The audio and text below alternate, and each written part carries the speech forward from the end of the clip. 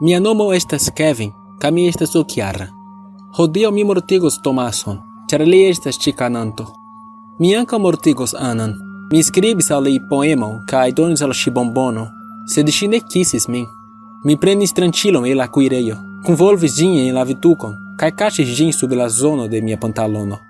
Ulo, ĉu ili ne miros, kiam mi enŝovas la klingon rekte en liajn stultajn vizaĝojn? Tomás ŝatas premi mian ĉokoladan lakton je la tagmanĝo. Li diras: "Eke, Kevin, vi ne trinkos ĝin ĉiuokaze." Li pravas. Mi nenia trinkas mian ĉokoladan lakton. Mi havas laktalergion. Ĝi igas mi terni ĝis mi sentas ke mia cerbo povus nur eliri el miaj oreloj. Li diras malbonaĵojn. Kiel: "Rigardu Kevion, li pisis sin. Iru kaj prenu vindotuko, granda bebo." Jes, foje mi havas akcidentojn.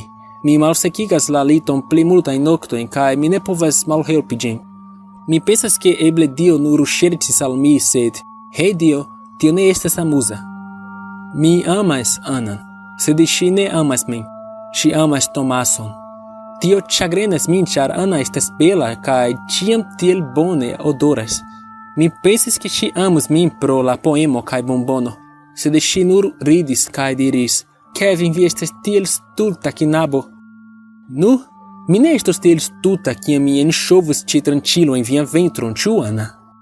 Ĉu vi volas aŭskulti la poemon kiun mi skribis por ŝi? Bone, jen ĝi. Iam mi amis vin tutkore. Ĝis tiu stulta Tomás ŝtelis vian koron foren. Vi devas esti kun mi, ĉar mi faris ĉi skribaĵon. Kaj se vi nun ne kisas min, do vi estas fekaĵo.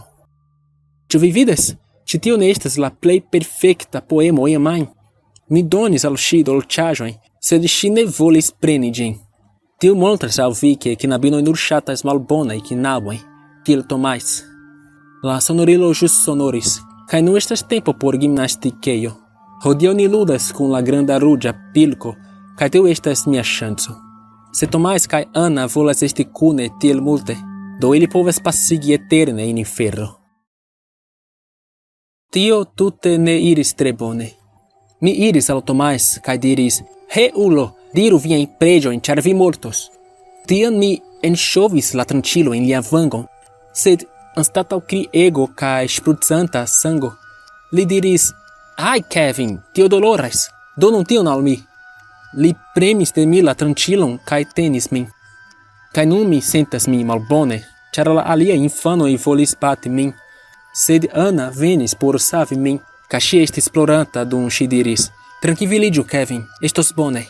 Tiam ŝi kisis mian frunton, kaj turnis sin al la aliaj, kaj diris ion strangan: "Tio estas nur butera tranĉilo, donu al li spacon. Li estas konfuzita, maljunulo."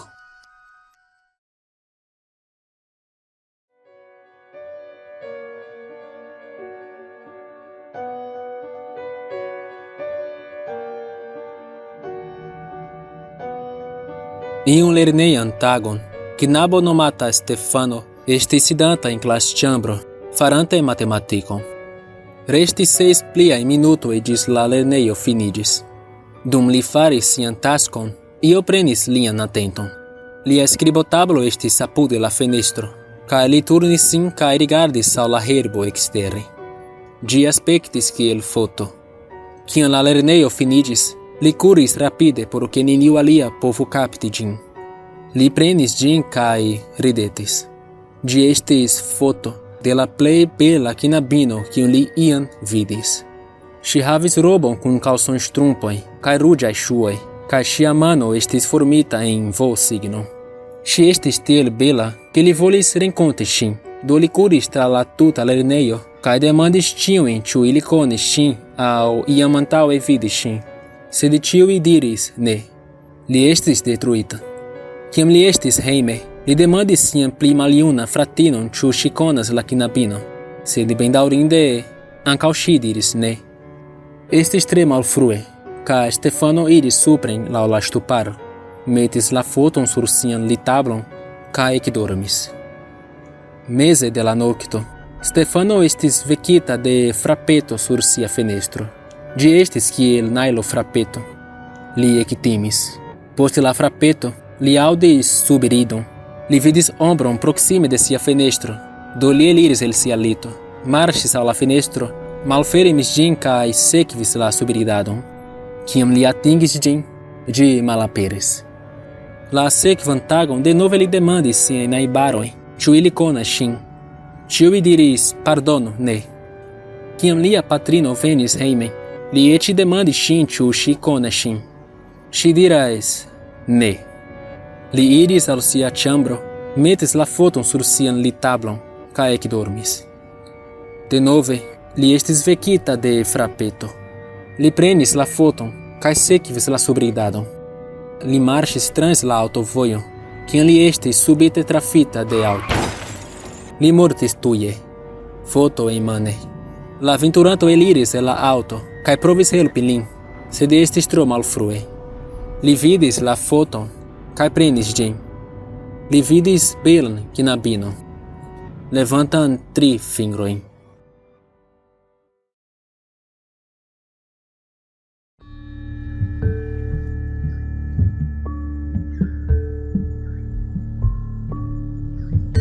Estas la 7:31, kaj mi estas la lasta homo en la oficejo.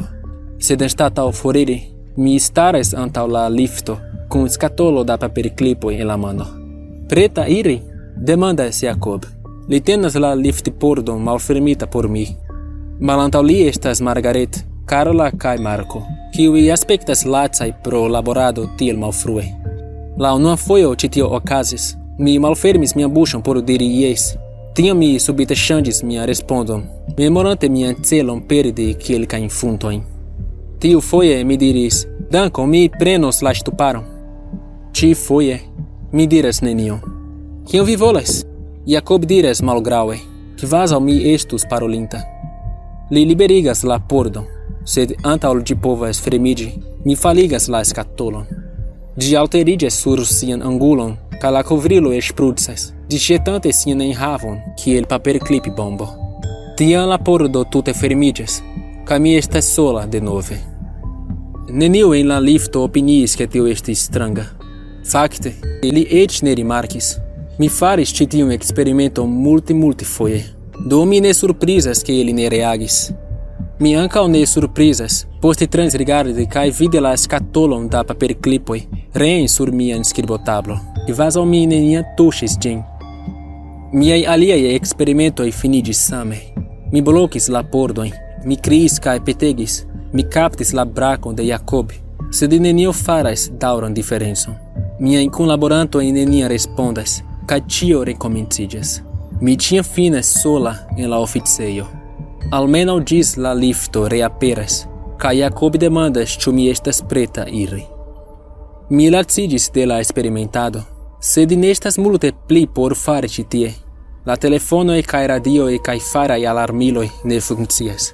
Ĉiuj komputiloj estas frostigitaj. Mi trovis malmultekostan amromanon, kaŝitan en la malsupra terkesto de Margaret, sed mi scias kiel ĝi finiĝas, kaj mi devus. Mi legis ĝin 30 fojojn. Eĉ se mi efektive prenas la ŝtuparon, estas kiel eniri en la pentraĵojn de MC Escher.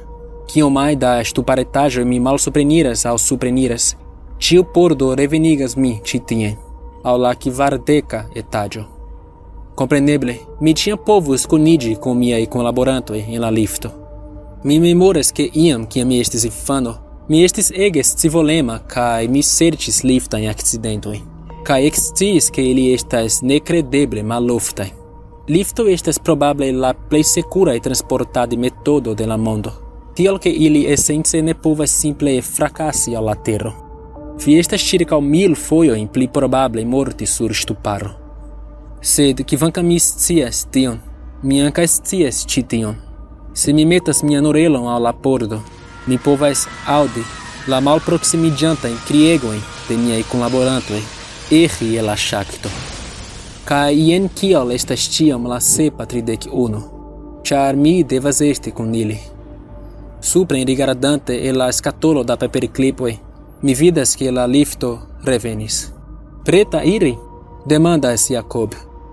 Pli aŭ malpli frue, mi scias ke mi diros jes.